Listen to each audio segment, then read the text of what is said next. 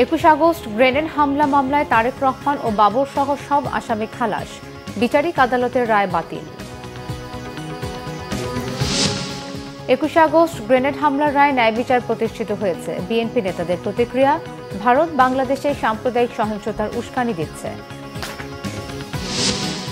প্রধান উপদেষ্টার কাছে আজ যাচ্ছে অর্থনীতির শ্বেতপত্র, রয়েছে লুটপাটের ভয়াবহ চিত্র, যুক্তরাজ্যের শেখ হাসিনার ঘনিষ্ঠদের বিপুল সম্পদের সন্ধান। সেনাবাহিনী দেশের ক্রান্তিকালে জাতির স্বার্থে কাজ করছে বলেছেন সেনাপ্রধান, সামনে কঠিন সময়, সবার সহযোগিতা প্রত্যাশা।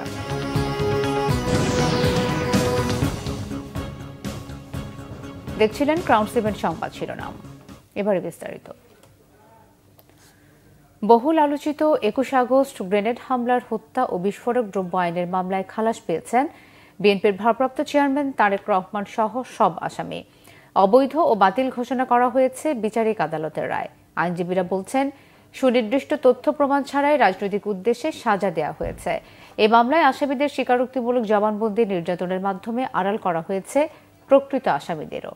এস এম ফয়জের রিপোর্টে বিস্তারিত।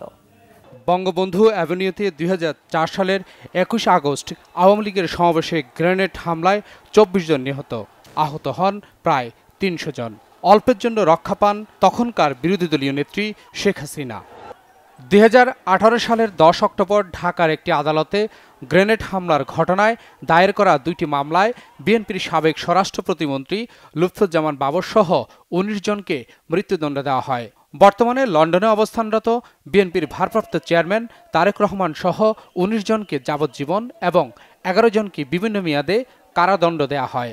সাজাপ্রাপ্ত আসামিদের মধ্যে 18 জন পলাতক এবং 31 জন কারাগারে। এ রায়ের বিরুদ্ধে খালাস চেয়ে আপিল করেন বেশ কয়েকজন আসামি। তবে 5 আগস্টের পর পাল্টে যায় রাজনৈতিক দৃশ্যপট। গত 21 অক্টোবর নতুন করে শুনানি শুরু হয় বহুল আলোচিত 21 আগস্ট গ্রেনেড হামলা মামলার ডেথ রেফারেন্স। কিভাবে রাজনৈতিক উদ্দেশ্যে তারেক রহমান সহ অন্যদের ফাঁসানো হয়েছে তা আদালতে তুলে ধরেন আইনজীবীরা। 21 আগস্ট গ্রেনেড হামলা, যে মামলাটিকে সারা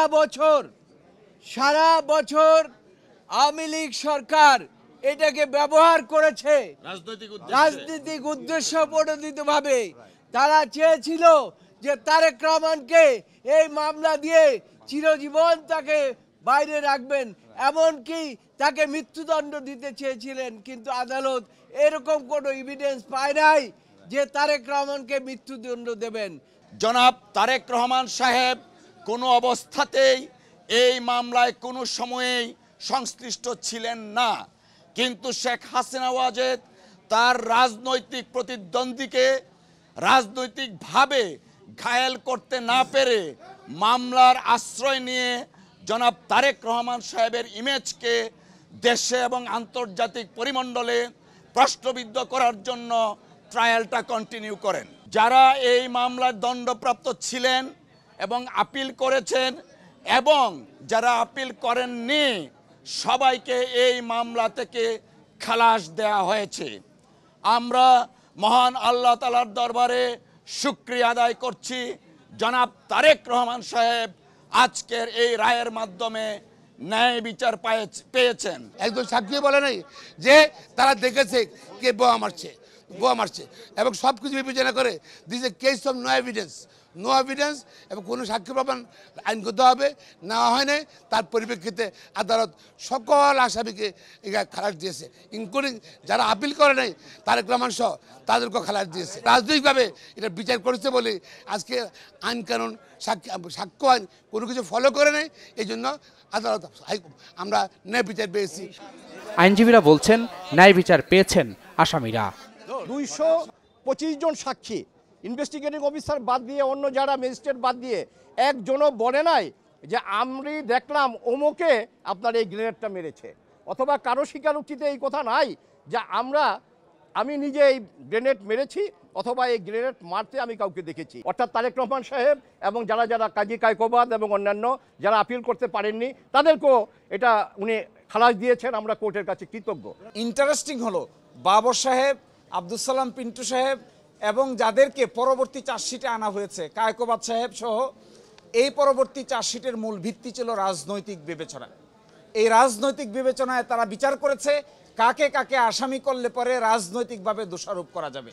প্রকৃত আসামি তারা খুঁজতে যায় নাই। 21শে আগস্টের মামলা যারা নিহত হয়েছেন, যারা আহত হয়েছেন, ডেফিনেটলি আমরা সকলেই তাদের প্রতি অত্যন্ত সহানুভূতিশীল। এটাই হতে হবে আইনের দৃষ্টিতে।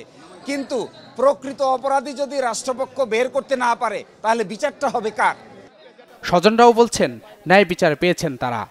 আমার পরিবার ন্যায় বিচার পেয়েছে। আমার ভাই দীর্ঘ 17 বছর ধরে একটি মিথ্যা মামলায় জেলে ছিলেন। আজকে আমার পরিবারের পক্ষ থেকে এইখানে আইনজীবী যারা রয়েছেন তাদেরকে আমি ধন্যবাদ জানাচ্ছি। আজকে আমার মা সবচেয়ে বেশি খুশি হতেন।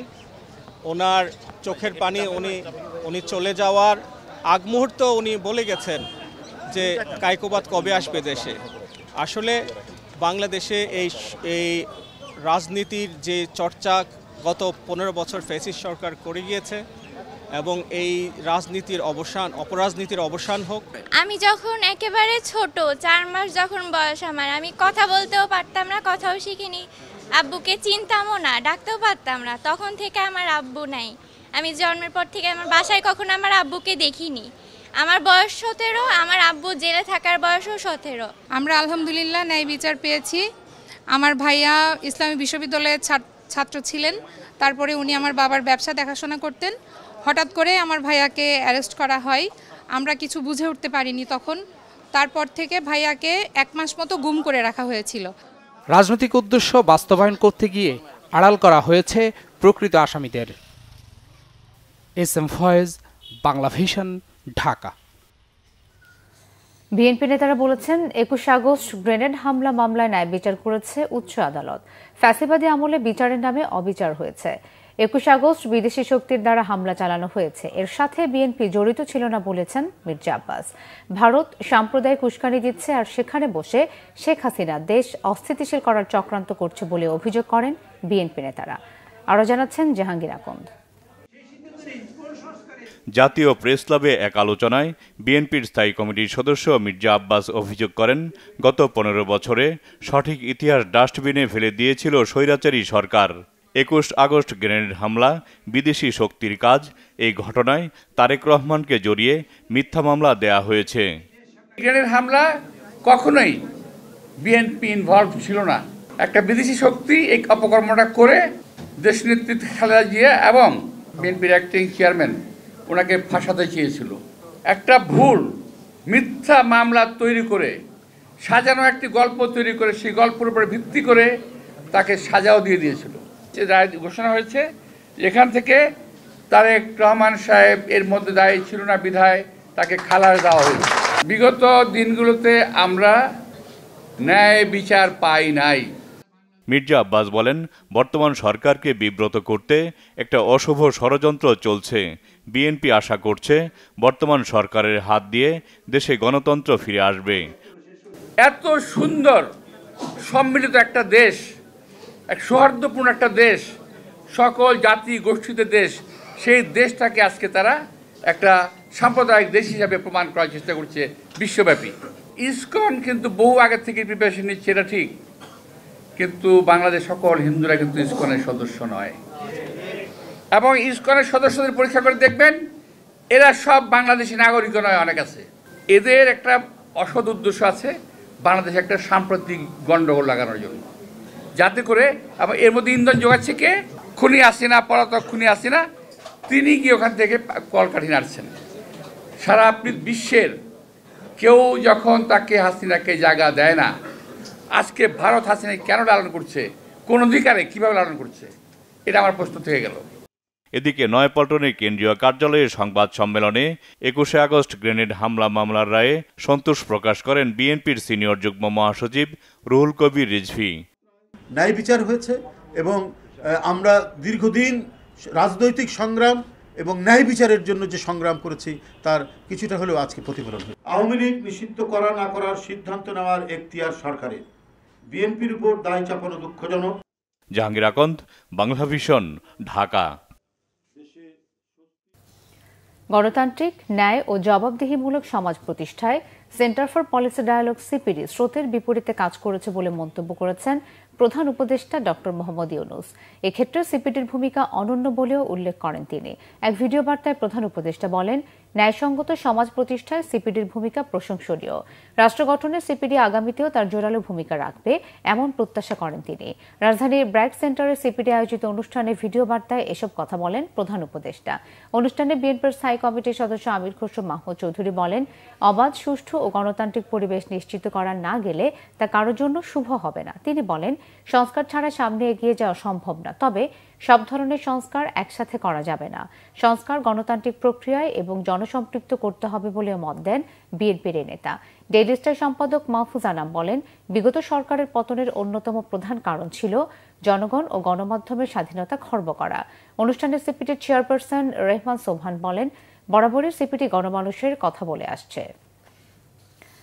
আজ প্রধান উপদেষ্টা ডক্টর মোহাম্মদ ইউনূসের কাছে অর্থনীতির শ্বেতপত্র প্রতিবেদন হস্তান্তর করা হয়েছে।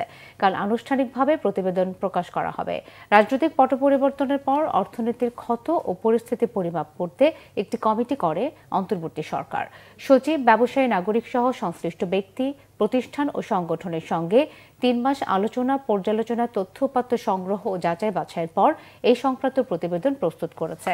কমিটির 400 পৃষ্ঠার প্রতিবেদনে উঠে এসেছে বিভিন্ন খাতের লুটপাটের ভয়াবহ চিত্র।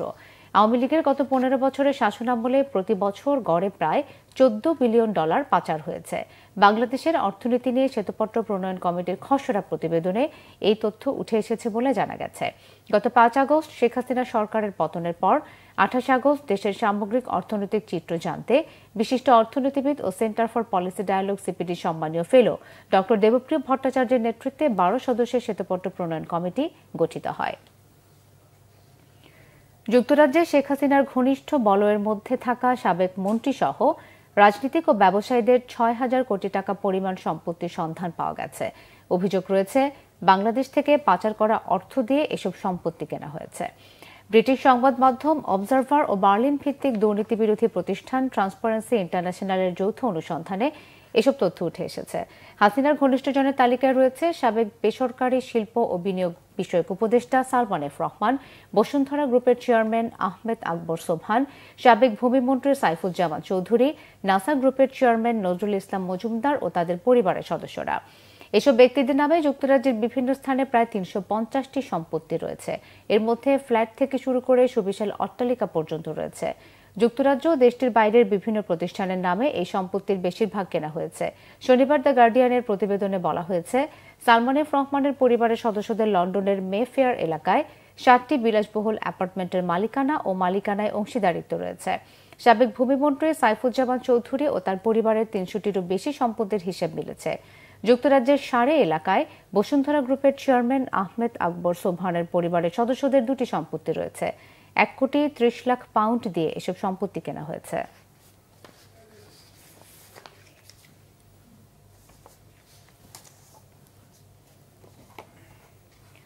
সেনাপ্রধান জেনারেল ওয়াকারুজ্জামান বলেছেন, দেশের ক্রান্তিকালে জাতির স্বার্থে কাজ করে যাচ্ছে সেনাবাহিনী। খেতাবপ্রাপ্ত ও বীর মুক্তিযোদ্ধা সেনা সদস্য এবং শান্তিকালীন পদকপ্রাপ্ত সেনা সদস্যদের সেনাবাহিনী প্রধান কর্তৃক সংবর্ধনা ও পদক প্রদান অনুষ্ঠানে তিনি এসব কথা বলেন। সেনাপ্রধান বলেন, সামনে অনেক কঠিন সময়, দেশকে নিরাপদ জায়গায় নিয়ে যেতে সবার সহযোগিতা প্রত্যাশা করেন তিনি। মুক্তিযুদ্ধ শান্তিরক্ষায় সেনা সদস্যদের ভূমিকার কথাও স্মরণ করেন জেনারেল ওয়াকারুজ্জামান। অনুষ্ঠানে সেনাবাহিনী প্রধান 2023-24 অর্থ বছরে শান্তিকালীন সময়ে বিভিন্ন বীরত্বপূর্ণ কাজের স্বীকৃতি হিসেবে 5 জনকে সেনাবাহিনী পদক, 5 জনকে অসামান্য সেবা পদক ও 18 জনকে বিশিষ্ট সেবা পদক সহ মোট 18 জন সেনা সদস্যকে পদক পরিয়ে দেন। অনুষ্ঠানের শুরুতে খেতাবপ্রাপ্ত ও বীর মুক্তিযোদ্ধা সেনা সদস্যদের মহান মুক্তিযুদ্ধকালীন বীরত্ব গাথা এবং শান্তিকালীন পদকপ্রাপ্ত সেনা সদস্যদের প্রশংসনীয় কর্মকাণ্ডের সারসংক্ষেপ তুলে ধরা হয়। দেশের স্বাধীনতা সংগ্রামে বীর মুক্তিযোদ্ধা সেনা সদস্যদের অবদানকে চিরস্মরণীয় করে রাখতে প্রতি বছর সেনা সদর এই সংবর্ধনা অনুষ্ঠানের আয়োজন করে থাকে।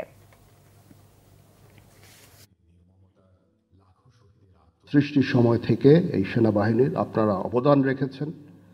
আপনাদের এই অবদানের ফলশ্রুতিতেই আজকে যে সেনাবাহিনী আমরা এখানে দাঁড়িয়ে আছি, সেই সেনাবাহিনী, এবং এই সেনাবাহিনী দেশের ক্রান্তিকালে অনেক ভালো কাজ করে যাচ্ছে। দেশ এবং জাতি এই সেনাবাহিনীর কাছে কৃতজ্ঞ। যেন আমরা ভবিষ্যৎ সময়ে, সামনে আরও সময় আছে, একটু ডিফিকাল্ট সময় পার করতে হবে আমাদের, এবং আমরা যেন দেশ এবং জাতিকে একটা ভালো জায়গায়, একটা নিরাপদ জায়গায় নিয়ে যেতে পারি, সেজন্য আমাদের জন্য দোয়া করবেন। আমার দেশ সম্পাদক মাহমুদুর রহমান বলেছেন, বাংলাদেশের তরুণ ছাত্র জনতা তাদের বুকের তাজা রক্ত দিয়ে অসামান্য সাহসিকতার পরিচয় দিয়ে ফ্যাসিবাদকে বিতাড়িত করেছে। ভারতীয় আগ্রাসনের বিরুদ্ধে যে যুদ্ধ শুরু হয়েছে তা অব্যাহত রাখবে বলেও জানান তিনি। তেজগাঁওয়ে আমার দেশের ছাপাখানার দেয়ালে জুলাই গ্রাফিতি অঙ্কন এবং শহীদী সপ্তাহ উদ্বোধনকালে এসব কথা বলেন তিনি। আমার দেশ সম্পাদক আরও বলেন, ভারতীয় মিডিয়ায় মিথ্যাচারের উদ্দেশ্য হচ্ছে বাংলাদেশের মানুষ যাতে স্বাধীন জাতি হিসেবে মাথা উঁচু করে দাঁড়াতে না পারে। ভারত মানসিকতার দিক দিয়ে বাংলাদেশকে একটি আশ্রিত রাজ্য হিসেবে দেখতে চায় বলেও মনে করেন তিনি। বাংলাদেশে জুলাই বিপ্লবের স্মৃতি ধরে রাখতে প্রত্যেকটি শিক্ষা প্রতিষ্ঠানের একটি দেয়ালকে শহীদী দেয়াল হিসেবে ঘোষণা করে তাতে শহীদদের স্মৃতি সংরক্ষণের দাবি করেন বক্তারা। বিশ্বজনীন প্রার্থনা সভায় আলোচকরা বলেছেন, জুলাই মাসে ফ্যাসিস্ট সরকার ক্ষমতায় টিকে থাকতে ছাত্র জনতার আন্দোলনের নির্বিচারে গুলি করে প্রায় 2000 মানুষকে হত্যা করেছে। হাজার হাজার মানুষ আহত হয়ে পঙ্গুত্ব বরণ করেছে। বলেন, এরকম হত্যাকাণ্ড কোনো সমাজ গোষ্ঠী সমর্থন করে না। রবিবার রাজধানীর ইঞ্জিনিয়ার ইনস্টিটিউটে 28তম বিশ্বজনীন প্রার্থনা সভার আয়োজন করে হাক্কানি আঞ্জুমান বাংলাদেশ। অনুষ্ঠানে বিভিন্ন ধর্মের বিশিষ্টজনরা বক্তব্য দেন। তারা বলেন, প্রার্থনা সভা মানুষের ব্যক্তিজীবন, পারিবারিক, সামাজিক এবং রাষ্ট্রীয় জীবনকে সকল প্রকার অসহিষ্ণুতা, অস্থিরতা, হিংসা, বিদ্বেষ এবং দ্বন্দ্বের মতো অশুভ প্রভাব থেকে মুক্ত করে। সকলের মধ্যে মানব কল্যাণের চেতনা, ঐক্য, শান্তি, সম্প্রীতি প্রতিষ্ঠায় নিঃসন্দেহে ভূমিকা রাখবে। বক্তারা বলেন, পৃথিবীর সকল ধর্মই শান্তি ও সম্প্রীতির কথা বলে। সম্প্রীতি ও সাম্যের গণতান্ত্রিক বাংলাদেশ গড়তে সবাইকে অবদান রাখার আহ্বান জানান বক্তারা। পরে দেশ, জাতি ও সারা বিশ্বের সুখ শান্তি কামনা করে মোনাজাত করা হয়। সংবাদ শেষ করব ক্রাউন সেভের শিরোনামগুলো আরও একবার জানিয়ে।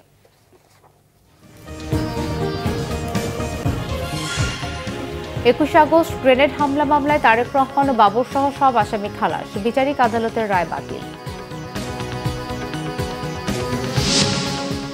21 আগস্ট গ্রেনেড হামলার রায় ন্যায় বিচার প্রতিষ্ঠিত হয়েছে। বিএনপি নেতাদের প্রতিক্রিয়া, ভারত বাংলাদেশে সাম্প্রদায়িক সহিংসতার উস্কানি দিচ্ছে।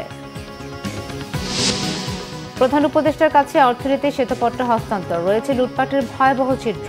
যুক্তরাজ্যে শেখ হাসিনার ঘনিষ্ঠদের বিপুল সম্পদের সন্ধান। সেনাবাহিনী দেশের ক্রান্তিকালে জাতির স্বার্থে কাজ করছে বলেছেন সেনাপ্রধান। সামনে কঠিন সময়, সবার সহযোগিতা প্রত্যাশা।